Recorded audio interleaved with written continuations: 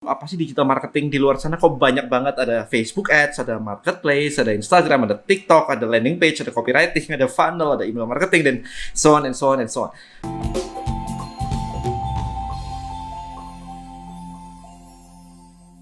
Oke, guys, saya barusan ngobrol dengan seseorang di LinkedIn ngebahas tentang digital marketing.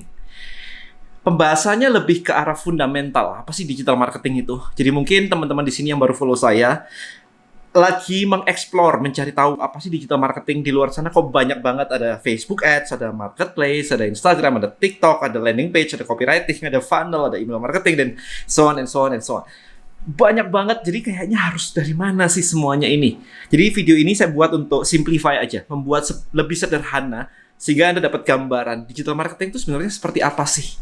Alright, yang pertama, jadi tujuan dari digital marketing, saya tulis di sini aja ya.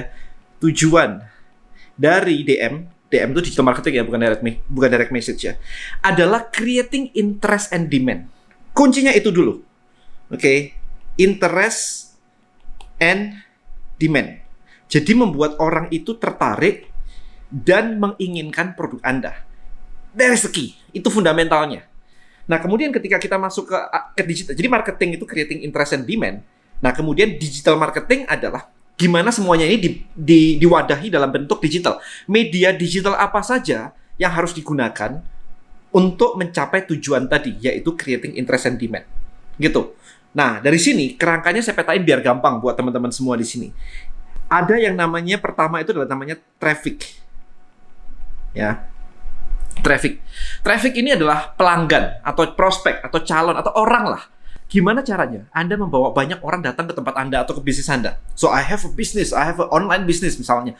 Dan gimana caranya untuk membawa orang-orang itu datang ke bisnis Anda? Itu disebut dengan traffic.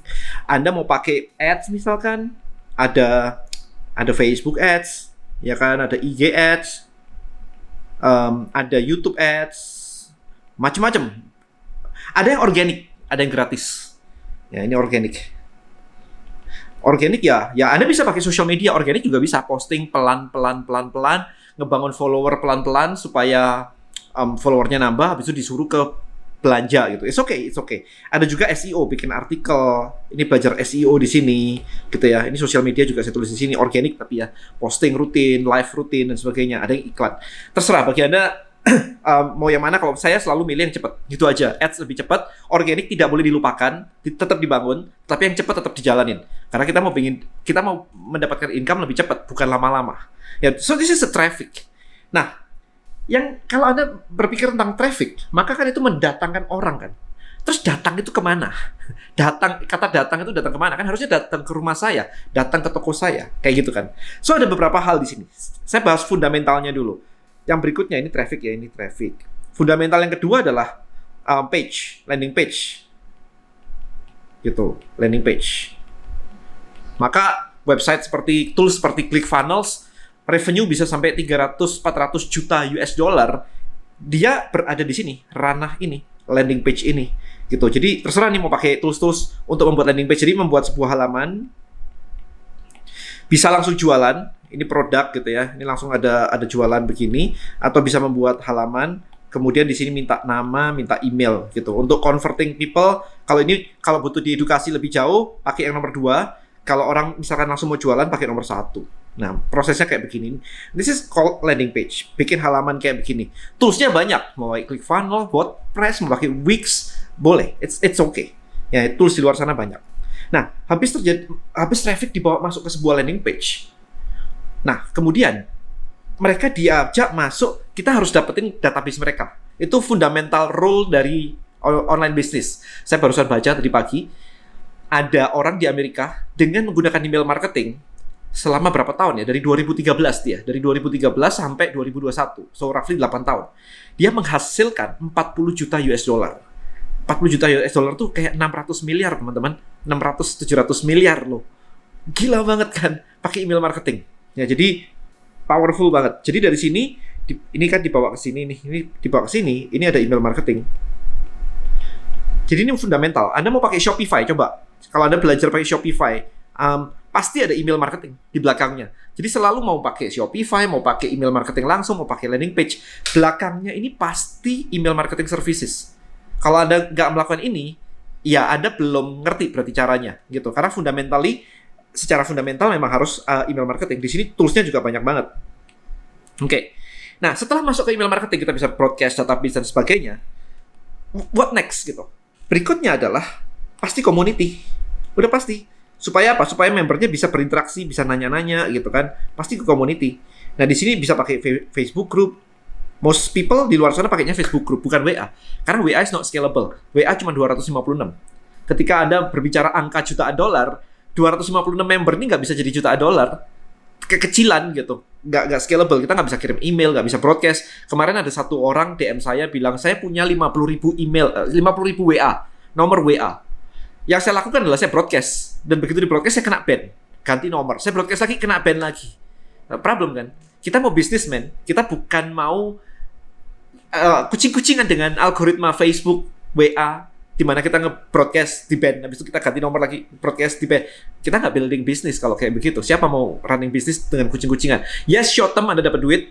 Tapi as a building business, itu nggak sustainable sih, menurut saya sih. So, community. Ini penting nih community, gini kan. Jadi mostly pakai ini. Ya ada juga yang pakai Telegram group lah misalnya di sini kan. Gitu. Nah, habis community apa lagi nih? Satu lagi yang terakhir adalah shop sebenarnya. Jadi ada shop, ada tempat transaksi. Jadi transaction macam-macam. Anda bisa punya shop sendiri, pakai Shopify misalnya. Atau pakai apa di Indonesia ada Pak? Circlo ya, kalau nggak salah, order online kayak gitu-gitu. Nah, kemudian di sini juga ada marketplace.